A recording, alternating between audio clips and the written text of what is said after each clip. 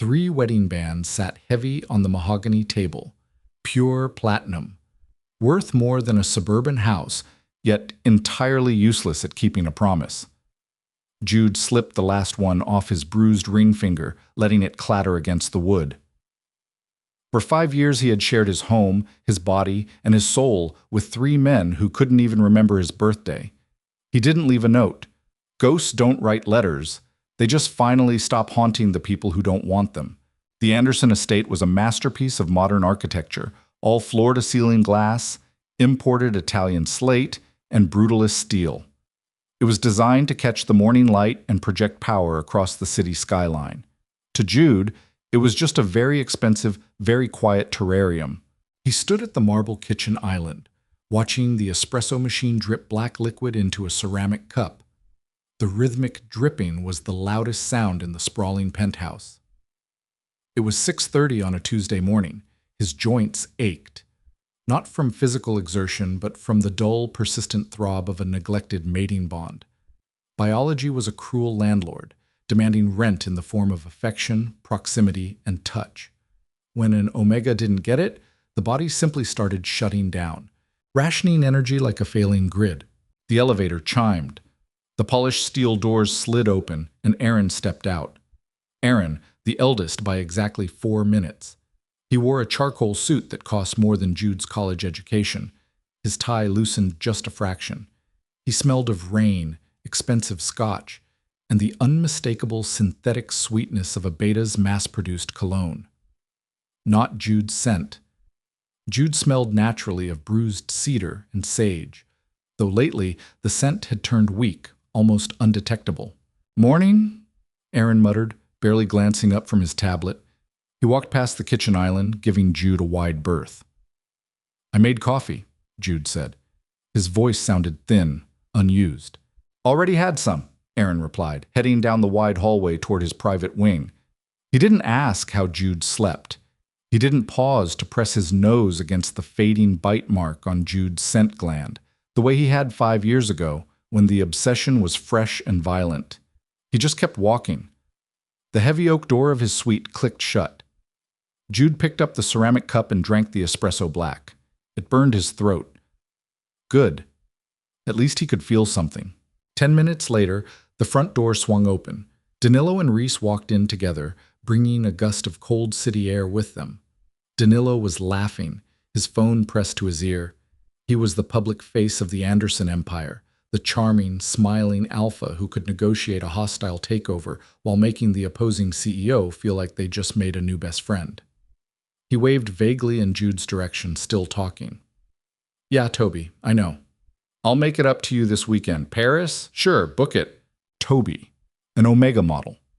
22, blonde, and entirely unbothered by the fact that the man he was sleeping with had a legally bound mate sitting at home. Reese trailed behind Danilo, his jaw tight, eyes bloodshot. The youngest triplet was the muscle, the enforcer who handled the city's underground elements that funded their legitimate businesses. He looked exhausted. His leather jacket reeked of stale cigarette smoke, whiskey, and the sharp, aggressive musk of another alpha. Reese stopped at the island. He looked at Jude. For a second, Jude thought Reese might actually see him. The dark eyes scanned Jude's oversized gray sweater, lingering on the pale skin of his neck. "You look tired," Reese said gruffly. It wasn't a question, nor was it laced with concern. It was merely an observation of a flaw. "I'm fine," Jude said. Reese grunted, reaching past Jude to grab a bottle of water from the glass front refrigerator. His arm brushed Jude's shoulder. Jude's Omega biology flared, a pathetic, desperate spark of warmth at the contact. But Reese pulled away instantly, unscrewing the cap and drinking half the bottle in one swallow. "Tell the cleaners to wash the sheets in my room. They smell like bleach," Reese ordered, wiping his mouth with the back of his hand. "I'll let them know," Jude replied evenly. Reese didn't say thank you. He just followed his brother's path down the hall, leaving Jude alone in the kitchen. Jude didn't cry. He hadn't cried over them in 2 years. The tears had dried up somewhere around the time Aaron missed their 3rd anniversary to attend a real estate gala with a young beta prodigy on his arm. Now, there was just a hollow, echoing canyon where his devotion used to be. He walked over to the floor-to-ceiling window and looked down at the city. Cars moved like tiny beetles in the gray morning light. Millions of people, all living their lives, making choices, moving forward. 5 years ago, the Anderson triplets had laid siege to Jude's life. He had been an archivist at the city library, content with dust and old paper. They had come in looking for historical property blueprints and found him. The pursuit had been terrifying and intoxicating. 3 billionaire alpha kings showering him with attention, cornering him with their intense, localized gravity. They had convinced him that he was the center of their universe. They swore they needed him to anchor them, to be the calm in their storm. He believed them. He let them bite him. 3 overlapping scars on the junction of his neck and shoulder. He signed the marriage certificates. He moved into the glass terrarium. And then the conquest was over. The prize was on the shelf. The alphas went back to their empire, their appetites turning outward once again. Jude was just the anchor, and an anchor's only job is to sit at the bottom of the ocean, holding the ship in place, completely submerged and entirely invisible. Jude pressed his forehead against the cold glass. He was 28. He was too young to be a ghost. The invitation on the entryway table was printed on thick, cream-colored cardstock with embossed gold lettering. The Anderson Foundation Annual Charity Gala. It was also the exact date of their 5th mating anniversary. Jude had spent the afternoon preparing, not with the frantic, hopeful energy he used to have, but with a detached, clinical precision. He showered, scrubbing his skin until it was red. He put on a tailored navy suit that Danilo had bought him 3 years ago, the last time any of them had bought him a gift. He combed his hair back, applying a scent blocker to his wrists and neck. If they didn't want his scent, they wouldn't get it. He waited in the living room at 7 o'clock. At 7:15, his phone buzzed. A text from Aaron's assistant, a beta named Clark. Mr. Anderson and his brothers have already departed for the venue from the office. A car is waiting downstairs for you. Jude stared at the screen. He locked the phone and slid it into his pocket. The ride to the grand ballroom at the center of the city took 20 minutes. The driver didn't speak. Jude watched the streetlights blur past the tinted windows. When he arrived, the red carpet was already swarming with photographers. Jude slipped through the side entrance, bypassing the flashing bulbs. He wasn't the story anyway. The media preferred to photograph the Anderson brothers with the dazzling, rotating cast of companions they brought to these events. The press politely ignored the fact that the triplets were mated. It was an open secret brushed under the rug of high society. Inside, the ballroom was a chaotic sea of silk, diamonds, and suffocating perfumes. Waiters carried trays of champagne through the crowd. A string quartet played in the corner, completely drowned out by the roar of networking and forced laughter. Jude stood by a massive marble pillar near the bar, observing. It didn't take long to spot them. They were, as always, the center of gravity in the room. Danilo was holding court near the stage. He looked devastating in a velvet dinner jacket, flashing his perfect teeth. Hanging off his arm was Toby, the blonde Omega model Jude had heard him talking to on the phone that morning. Toby was wearing a backless silk shirt, laughing loudly at something a senator had just said. Danilo's large hand was splayed possessively flat against Toby's lower back. A sharp physical pain lanced through Jude's chest, the bond pulling, stretching, agonizing over the visual confirmation of betrayal. Jude took a sip of his club soda and swallowed the pain down. Across the room, Reese was leaning against the mahogany bar. He wasn't smiling. He was in deep conversation with a man named Kian, a notoriously ruthless beta fixer who worked for a rival syndicate. Reese's body language was aggressively intimate. He was crowding Kian's space, murmuring in his ear, his eyes dark and dilated. The tension between them was palpable, electric, and entirely exclusionary. Jude scanned the room for Aaron. He found him near the donor tables. Aaron was standing with a wealthy shipping magnate, discussing logistics. Standing right beside Aaron, holding his drink, was a young, sharp-featured Omega with calculating eyes. As Jude watched, Aaron casually reached out and adjusted the lapel of the young Omega's jacket, a small, intimate gesture of familiarity. Jude didn't storm over. He didn't throw a drink. He walked slowly through the crowd, dodging elbows and apologies, until he reached Aaron's circle. He stood there for 2 full minutes before Aaron noticed him. Aaron paused mid-sentence, his brow furrowing slightly as he registered Jude's presence. The young Omega beside him looked Jude up and down, recognizing him from old society pages, his expression shifting into a mask of polite pity. "Jude," Aaron said, his tone clipped. "What are you doing over here? You're interrupting." "It's our anniversary, Aaron," Jude said. His voice wasn't loud, but it cut through the ambient noise of the ballroom. Aaron's jaw tightened. He glanced at the shipping magnate, who was pretending to look at a centerpiece. "We discussed this," Aaron lied smoothly, lowering his voice to a harsh whisper. "It's a business night. Don't do this here." "Do what?" Jude asked, his face perfectly blank. "Exist?" "Stop being difficult," Aaron hissed, stepping closer. The smell of his expensive scotch and the underlying scent of the young Omega beside him hit Jude's nose. "You have the penthouse. You have the black card. You have everything you could possibly want. Stop acting like a neglected stray. Take a cab home, Jude. Don't make a scene." Aaron turned his back. The dismissal was absolute. Jude looked at Aaron's broad shoulders.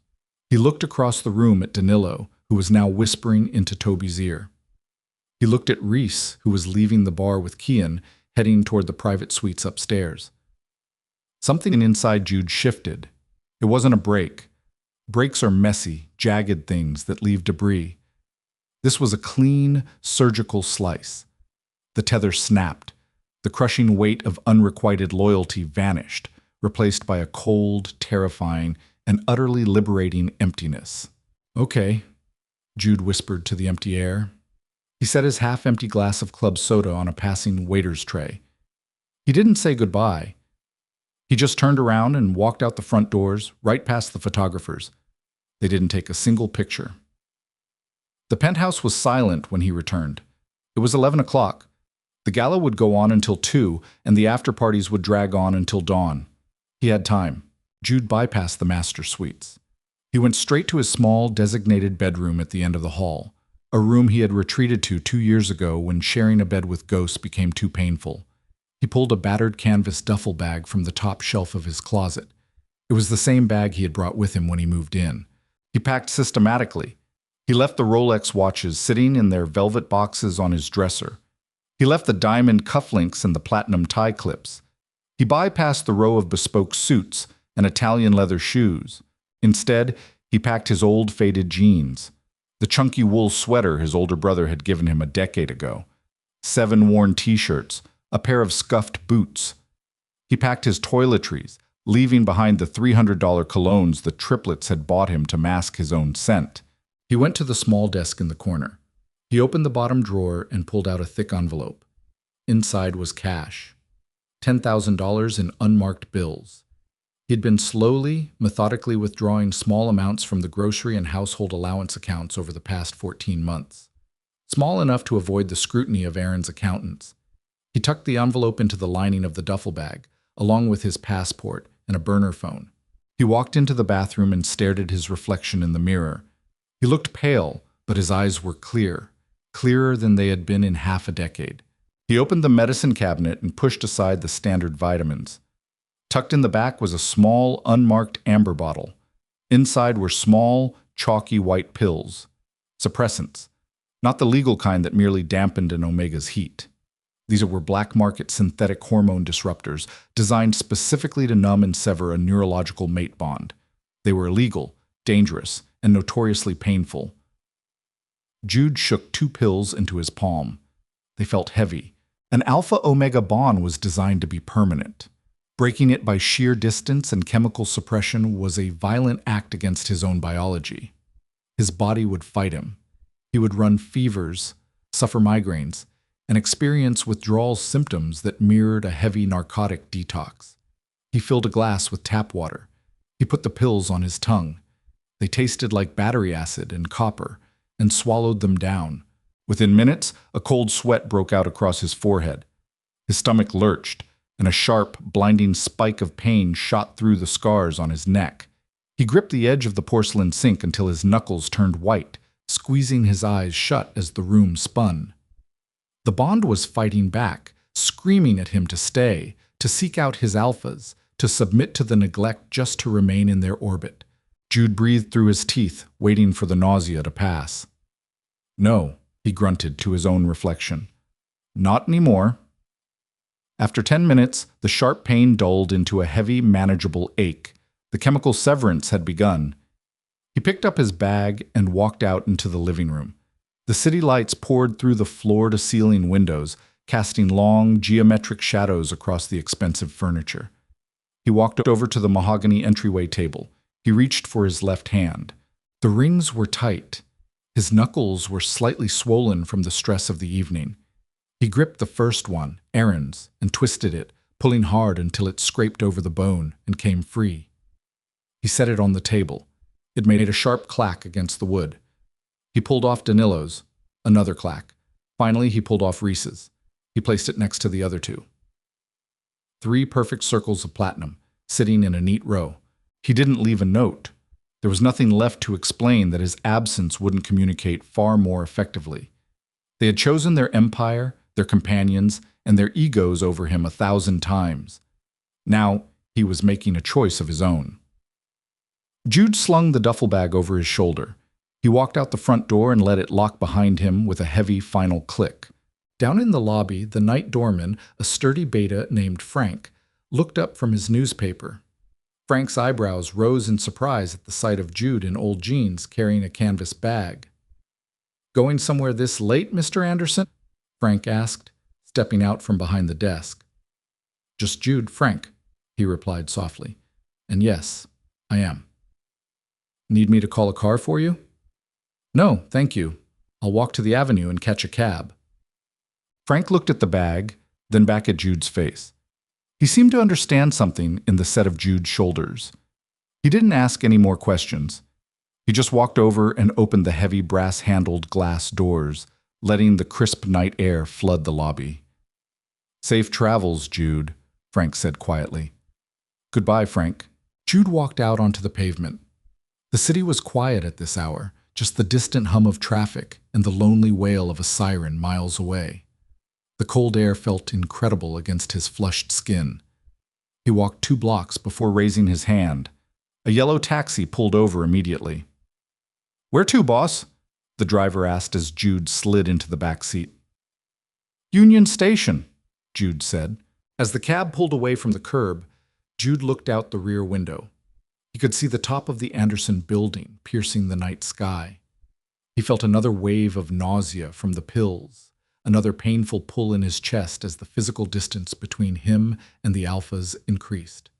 But beneath the pain, blooming slowly like a flower in frozen earth, was something he hadn't felt in 5 years. Relief. The cab merged onto the highway, carrying him away from the ghosts, away from the glass terrarium, and away from the men who would wake up tomorrow morning to find that their anchor had finally cut the chain. Sunlight hit the slate floors of the penthouse at exactly 6:30, casting harsh, geometric shapes across the empty living room. There was no smell of brewing espresso. The apartment was dead quiet, save for the hum of the central air conditioning. Reese was the first one to emerge. He wore only a pair of dark sweatpants, rubbing a hand aggressively over his face. His skull throbbed. The after-party had been loud, chaotic, and soaked in expensive bourbon. He walked into the kitchen, his bare feet slapping against the cold marble, and yanked open the refrigerator. He drank straight from a pitcher of water, wiping his mouth with his forearm. He looked toward the espresso machine. It was off. Clean. Irritation spiked in his chest. A low, unhappy rumble vibrated in his throat. Jude was always up by now. Jude always had coffee ready. It was a minor inconvenience, but to an alpha accustomed to absolute compliance, it felt like a deliberate slight. Reese turned, intending to march down the hall and bang on Jude's bedroom door to demand why his morning routine had been disrupted. He made it exactly halfway across the living room before he froze. Aaron's bedroom door opened. The eldest brother stepped out, already dressed in crisp slacks and a white button-down, though his tie was draped loosely around his neck. He looked irritable. He was staring at his phone, swiping through emails with aggressive flicks of his thumb. Danilo walked in through the front door a moment later. He looked terrible and beautiful all at once, his velvet jacket slung over one shoulder, his hair a deliberate mess. He smelled overwhelmingly of Toby's sweet, artificial vanilla scent. "Morning," Danilo mumbled, tossing his keys onto the glass console. He rubbed his chest. "God, my heart is racing.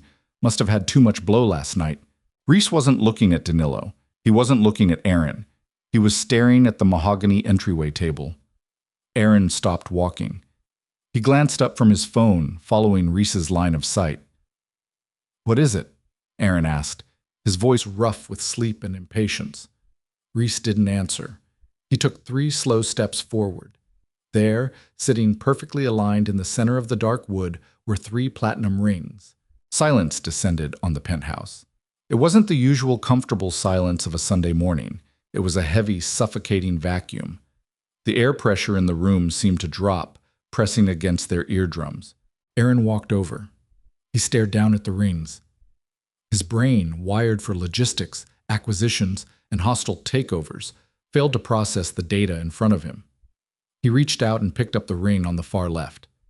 The metal was cold. He flipped it over. Inside the band, the inscription read, "AP to JP forever." "He took them off," Reese stated. His voice was entirely flat. Danilo let out a short, incredulous laugh. He walked over, leaning heavily against the wall. "He's throwing a tantrum because of last night. You brushed him off at the gala, Artie. He's just being dramatic, making a point." "Jude doesn't do dramatic," Aaron said quietly. His fingers tightened around the platinum band. Reese turned on his heel and strode down the hallway. He didn't bother knocking. He shoved Jude's bedroom door open so hard the handle punched a hole in the drywall. The room was pristine. The bed was made with military precision. The closet door was open, revealing a row of expensive suits and watches that Jude had never asked for and rarely wore. But the faded jeans were gone. The scuffed boots were gone. The old canvas duffel bag that used to sit on the top shelf was missing. Reese stood in the doorway, his chest rising and falling rapidly. He flared his nostrils, trying to catch a trace of bruised cedar and sage. Nothing. The room smelled like industrial cleaner and dust. "He's gone!" Reese yelled down the hall. Aaron and Danilo appeared in the doorway seconds later. Danilo's smug, dismissive smile melted off his face, replaced by a pale, sickly pallor. "What do you mean, gone? Where would he go? He doesn't have any money. His accounts are tied to ours." "Check them," Aaron snapped, pulling his own phone out. His fingers flew across the screen, logging into their private banking portal. He pulled up Jude's supplementary cards. "Zero balance. No activity since yesterday afternoon." "He couldn't have just disappeared," Danilo argued, his voice rising in pitch. He grabbed the doorframe, suddenly swaying. "He's our mate. We would feel it if he left." "I am feeling it," Reese growled, doubling over slightly, clutching his stomach. It hit them simultaneously. An alpha-omega bond is a two-way tether. For 5 years, the triplets had neglected their end of the rope, letting it drag in the dirt, assuming it would always hold. They had grown accustomed to the low-level ambient warmth of Jude's devotion, treating it like background radiation. They didn't notice it was there until it vanished entirely. Aaron dropped his phone. It shattered on the hardwood floor. He gripped the edge of Jude's dresser, gasping for air. It felt like a hot iron spike was being driven through the base of his skull, right where his mating gland sat beneath the skin, the phantom pain of a severed bond. Danilo slid down the doorframe, hitting the floor on his knees. He threw up pure bile onto Jude's pristine rug, coughing and sputtering, clutching his chest as his heart hammered a frantic, irregular rhythm against his ribs. Reese let out a primal, guttural roar. It wasn't a sound of sorrow. It was sheer, blinding panic. He punched the wall, his knuckles splitting open against the plaster. He didn't feel the broken bones in his hand. He only felt the gaping, bleeding hole in his chest where his mate used to be. "Call security!" Aaron managed to choke out, sweat pouring down his face as he collapsed onto the edge of Jude's empty bed. "Lock down the airports. Call Kian. Find him." But the room was utterly empty. The ghosts were finally alone. Rain lashed against the greasy window of the Greyhound bus. Jude pressed his forehead against the cold glass, watching the neon signs of cheap motels and strip malls blur into streaks of red and blue. He had been traveling for 3 days. 3 days of cash-only ticket booths, stale vending machine sandwiches, and a biological rebellion that threatened to tear him apart from the inside out. The suppressants were doing their job, but the cost was astronomical. He was running a fever of 102. His clothes were soaked in cold sweat, sticking uncomfortably to his shivering skin. Every jolt of the bus sent a wave of nausea rolling through his stomach. The 3 bite scars on his neck burned as if someone had pressed a lit cigarette to the flesh and held it there. He was going into severe bond withdrawal. The synthetic chemicals were aggressively stripping the alpha's pheromone signatures from his nervous system. His body, conditioned for half a decade to crave Aaron's dominance, Danilo's charm, and Reese's heavy protection, was screaming for a fix. Jude squeezed his eyes shut, wrapping his arms tightly around his torso. He dug his nails into his own ribs. He wouldn't break. He couldn't. If he stopped taking the pills, the bond would snap back into place, and the alphas would be able to track his emotional distress like bloodhounds. He had to sever the rot completely, even if he had to amputate pieces of himself to do it. The bus hissed to a stop at a terminal in a town called Greywater. It was a bleak working-class harbor town on the edge of the Pacific Northwest, smelling of salt, dead fish, and wet asphalt. Jude grabbed his canvas bag and stumbled down the narrow aisle. His legs felt like lead.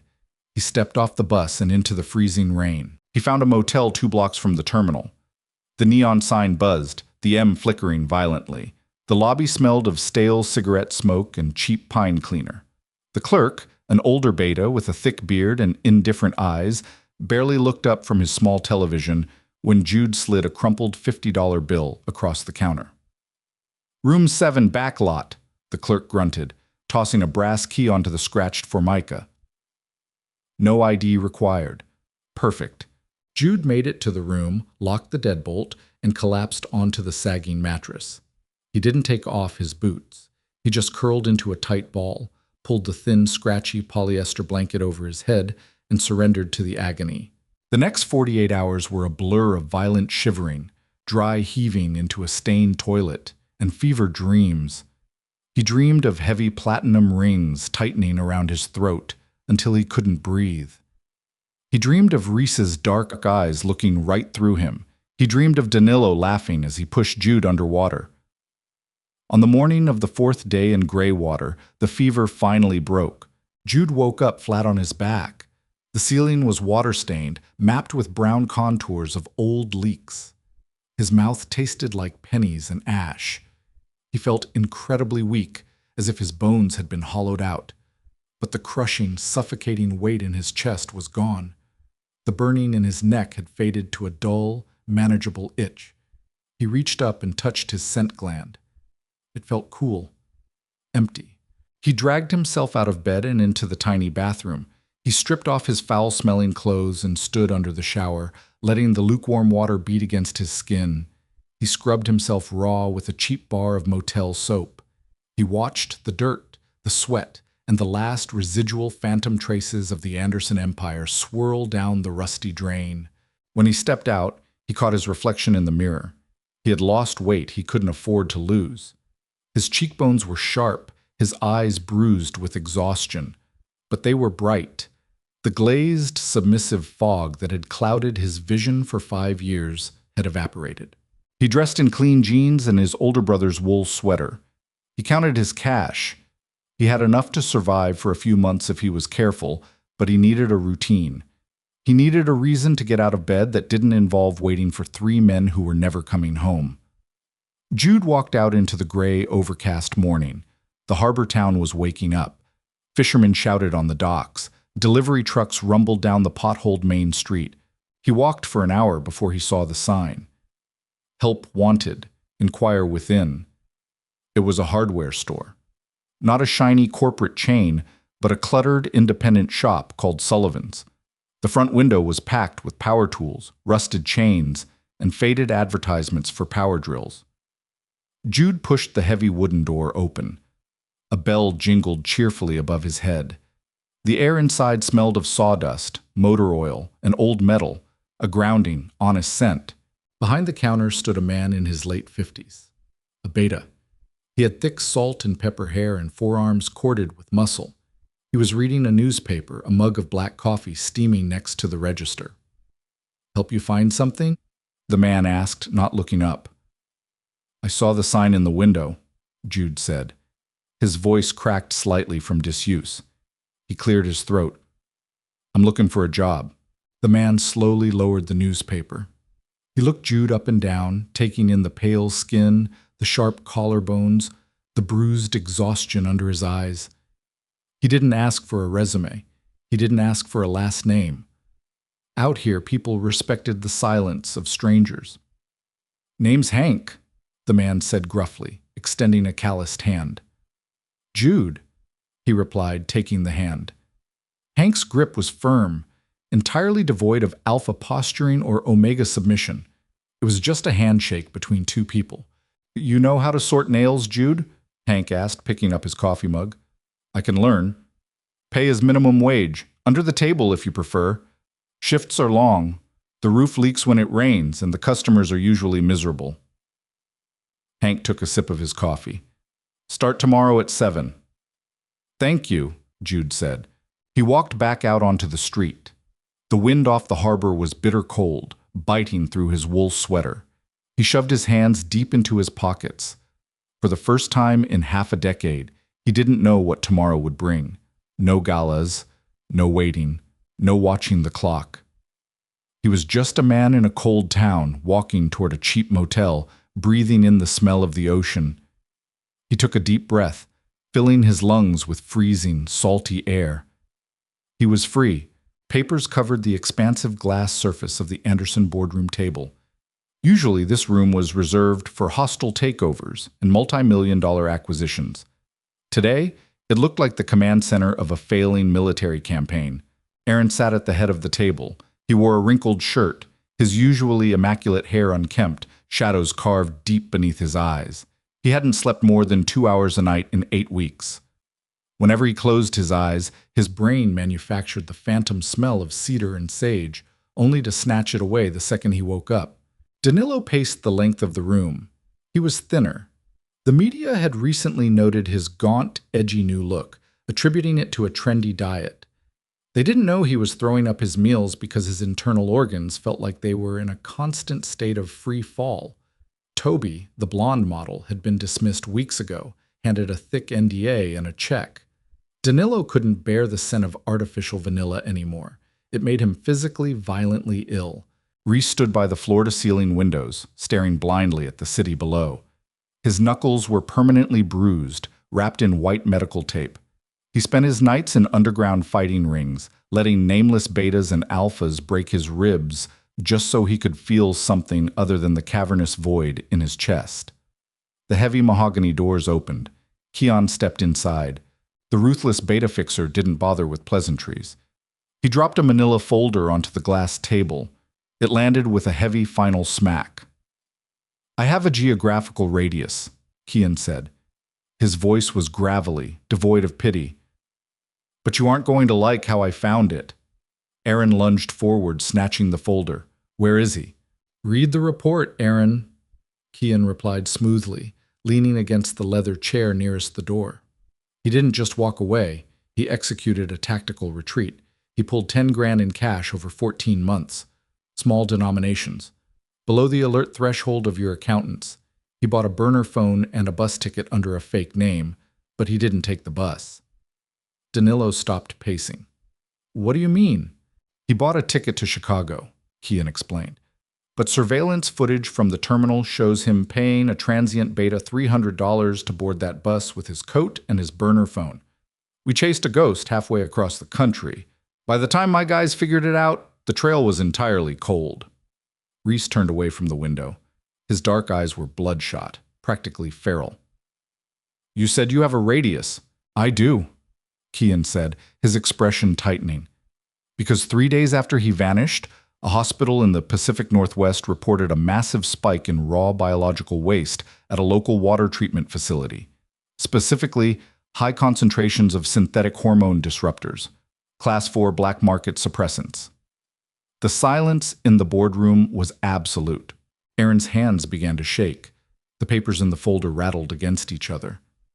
No, he whispered, a sound completely stripped of his usual authority. No, he wouldn't. That's a lethal dose. He would die. He didn't die, Kian said bluntly. But he went through hell.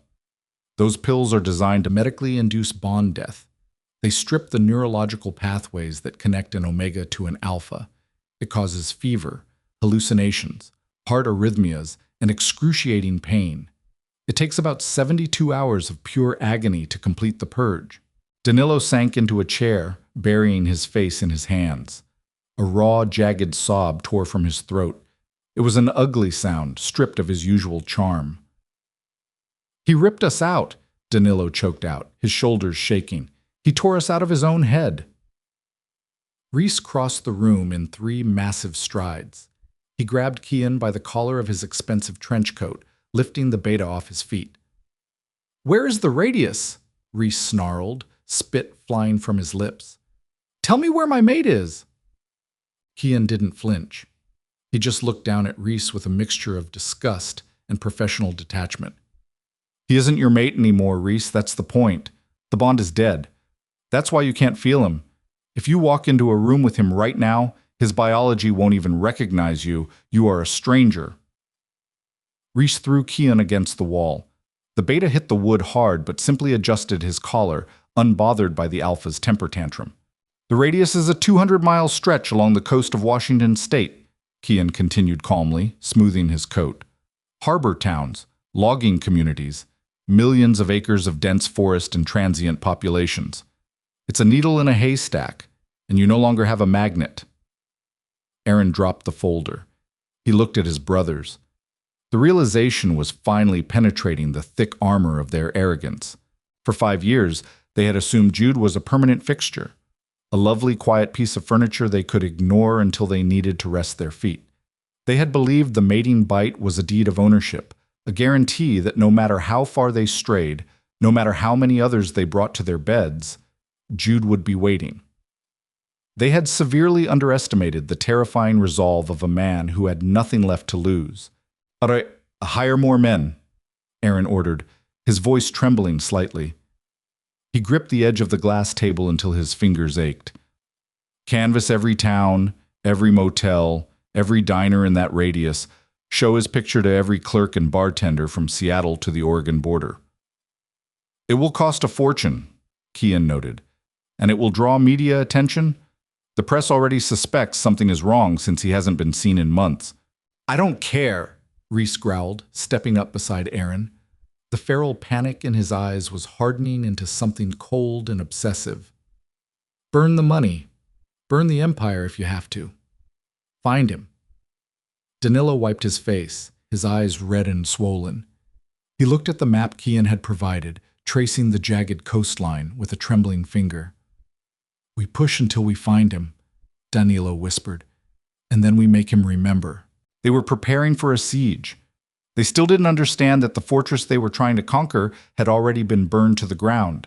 Sawdust coated the floorboards of Sullivan's hardware, clinging to the soles of Jude's boots as he hauled a 50-pound box of galvanized nails from the stockroom. He heaved the box onto the metal shelving unit, his shoulder muscles straining, before slicing the cardboard open with a box cutter. 4 months had passed since he stepped off the Greyhound bus. Greywater was a town that didn't ask questions. The people here were hardened by brutal winters, volatile fishing seasons, and economic downturns. They respected silence. If a man wanted to work hard, keep his head down, and pay for his groceries in cash, nobody batted an eye. Jude wiped a line of sweat from his forehead with the back of his canvas work glove. He was different. The mirror in his small, rented apartment above the diner showed a stranger.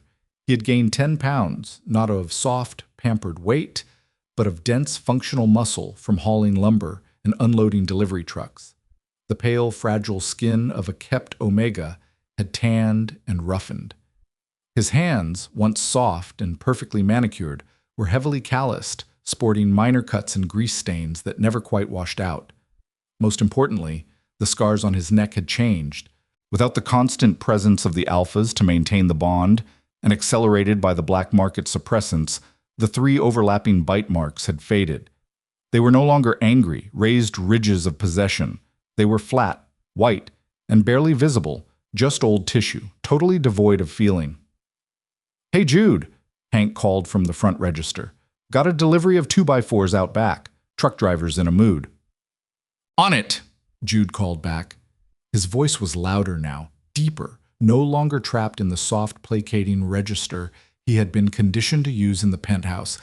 He walked out the back door into the biting coastal wind. The sky was the color of bruised iron, threatening rain. Jude loved the weather here. It was honest. It didn't pretend to be sunny when it was cold. He spent the next hour unloading the lumber with the delivery driver, a gruff beta who barely spoke. The physical labor was a meditation. It exhausted him in a clean, satisfying way. When his shift ended at 6, his back ached, his boots were covered in mud, and his mind was perfectly, wonderfully quiet. Hank locked the register and tossed Jude a small paper envelope. Inside was a week's pay in crisp 20s. "Good work today, kid," Hank said, pulling his worn coat on. Hank never asked about Jude's past. He had recognized the haunted look in Jude's eyes on day 1, and he possessed the rural decency never to exploit it. "Storm's coming in tonight. Make sure your windows are latched." "I will. Thanks, Hank. See you Monday." Jude walked the 3 blocks to his apartment. The coastal wind whipped his hair around his face. He didn't wear a scent blocker anymore. There was no need. Without the alphas dominating his biology, his natural scent had returned in full force. He smelled of deep cedar, wild sage, and the sharp, metallic tang of the ocean. It was a strong, grounded scent. Not aggressive, but unyielding. He stopped at the diner below his apartment for dinner. The neon sign buzzed loudly in the gray evening light. Inside, the diner was warm, smelling of fried potatoes and cheap coffee. Jude sat at his usual booth in the back corner. A waiter walked over. His name was Finn, a young, energetic Omega who had moved to Greywater a year ago. Finn had bright green eyes and a habit of talking a mile a minute. He wiped the table down, flashing Jude a bright smile. "The usual?" Finn asked, pulling a notepad from his apron. "Meatloaf, mashed potatoes, and a coffee so black it violates human rights?" Jude smiled, a real, genuine smile that reached his eyes. "You know me too well, Finn." "I try," Finn laughed. He paused, leaning against the edge of the booth. "You look good, Jude. Really good. Whatever ghost you were running from when you got here, it looks like you finally outran it." Jude looked down at his hands, tracing the calluses on his palms. "I think I did. I finally stopped looking over my shoulder." "Good," Finn said softly. "You deserve some peace." Finn brought the food quickly. Jude ate with an appetite he hadn't possessed in years. The meatloaf was dry, the potatoes were instant, and it was the best meal he had ever eaten because he was eating it entirely on his own terms. No waiting for alphas who were never going to show up.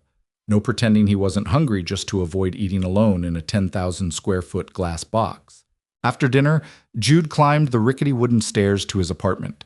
It was a studio, barely larger than his walk-in closet at the penthouse. The furniture was thrifted, mismatched, and cheap. A single radiator hissed in the corner. He loved every square inch of it. He stood by the small window, watching the rain begin to lash against the glass as the storm rolled in from the Pacific. The harbor town was hunkering down, doors locking, lights turning off one by one. Jude placed his hand against the cold pane of glass. For the first time in his adult life, he felt safe. He was entirely disconnected from the grid of wealth, power, and toxic obsession. He was a ghost who had successfully reincarnated into a human being. But out in the dark, miles away, the machinery of an empire was grinding into motion. Down on the street below, a sleek black, heavily modified SUV rolled slowly past the diner. Its tires hissed against the wet asphalt. It didn't stop. It just cruised past, an expensive, anomalous predator patrolling the rough streets of the working-class town. Jude didn't notice it. He turned away from the window, walked over to his small bed, and fell into a deep, dreamless sleep, completely unaware that the countdown timer on his quiet life had just hit 0. Morning arrived with a thick, suffocating fog rolling off the Pacific. It swallowed the harbor, dampening the sound of the fishing boats and turning the streetlights into hazy yellow halos. Jude wiped down the front counter of Sullivan's Hardware. The bell above the door hadn't rung in an hour. Hank was in the back office, arguing with a supplier on the landline. The quiet was steady and comfortable, smelling of brass fittings and wet pine. Footsteps sounded on the wooden porch outside. Heavy, synchronized, and deliberate. The brass bell jingled violently. 3 men stepped into the cramped, dusty aisle of the hardware store. They wore bespoke Italian suits that cost more than the building they were standing in, draped in dark wool overcoats to ward off the coastal dampness. They looked like apex predators that had accidentally wandered into a rusty cage. Jude didn't drop his rag. His heart didn't stutter. His pulse maintained a steady, resting rhythm of 70 beats per minute. He looked up from the scratched glass of the counter. Aaron stood in the center, flanked by Danilo and Reese. They looked terrible. Underneath the tailored clothing, they were hollowed out. Aaron's face was drawn, his silver-streaked hair entirely unkempt, his eyes darting frantically around the room before locking onto Jude. Danilo was painfully thin, his usual arrogant smirk replaced by a trembling, sickly pallor. Reese looked feral, a dangerous bruised energy radiating from his tense frame. They froze just inside the door. For 5 years, Jude had watched these men command boardrooms, decimate rivals, and bend the entire city to their whims. Now, they were staring at him as if he were an apparition. Aaron took a step forward. His mouth opened, but no sound came out. He inhaled sharply, his chest expanding as he desperately tried to catch Jude's scent. Jude knew exactly what Aaron was smelling. Not a weak, submissive void. He smelled of untamed cedar, ocean salt, and absolute autonomy. The terrified, compliant Omega they had kept in a glass box was dead. "Jude!" Aaron choked out. The name sounded like a death rattle in his throat. "Store's open for another 4 hours," Jude said. His voice was level, devoid of malice or fear. He folded the rag and set it beside the register. "If you need nails, they're in aisle 3. If you're looking for a fight, you need to leave." Reese let out a broken, animalistic sound. He lunged forward, closing the distance between the door and the counter in 2 massive strides. He slammed his large, bruised hands down on the glass top. "You did it!" Reese snarled, his voice cracking, tears of absolute panic welling in his bloodshot eyes. He leaned over the counter, trying to loom, trying to trigger the biological imperative that used to force Jude to drop his gaze and bare his throat. "You actually did it! You burned the bond." Jude didn't flinch. He didn't look down. He met Reese's aggressive stare with blank, unyielding indifference. "Yes," Jude replied simply. Danilo stumbled forward, grabbing the edge of a shelving unit to keep from falling. He stared at Jude's neck.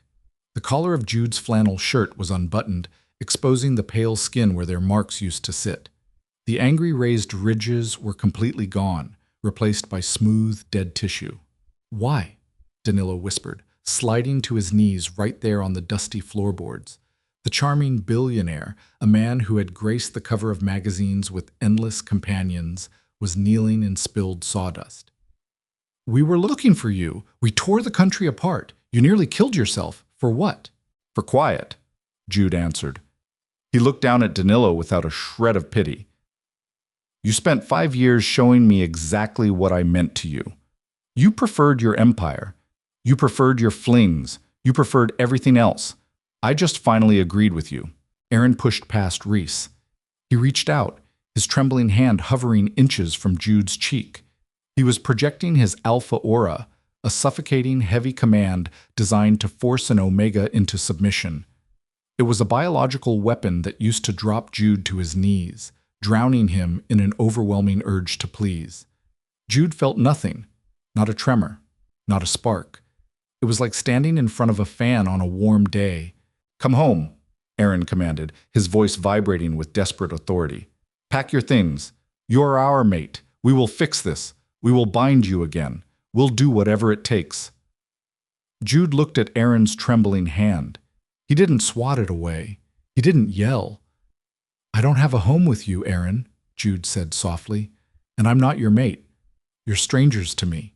That single word, strangers, hit Aaron like a physical blow. He staggered back, gasping as if the air had been sucked from the room.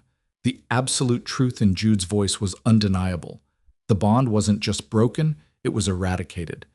The neural pathways that made them a singular unit had been scorched to ash. Reese let out a furious roar. He reached across the counter, attempting to grab Jude by the shirt collar. Jude didn't retreat. He simply picked up the heavy metal staple gun resting on the counter and slammed it down hard on the back of Reese's hand. Bones crunched. Reese shouted, jerking his hand back, cradling it against his chest. "Don't touch me," Jude said. The temperature in his voice plummeted to absolute zero. "I am not your property. I am not an anchor for your egos. If you touch me again, I will break your fingers. If you try to force me into a car, I will put a knife in your throat. Do you understand me?" Hank stepped out of the back office. The older beta held a heavy wooden baseball bat, resting it casually over his shoulder. He looked at the three billionaires in their ruined suits, then at Jude. "Everything all right out here, Jude?" Hank asked gruffly. "It's fine, Hank." Jude didn't take his eyes off Aaron. "Just some tourists who got lost. They were just leaving." Danilo was weeping openly now, his hands gripping his hair. "Please, Jude, we're dying. The withdrawal. We can't sleep. We can't think. It's tearing us apart." "Then take a pill," Jude said coldly. "That's what I did. I survived it. You will too, or you won't.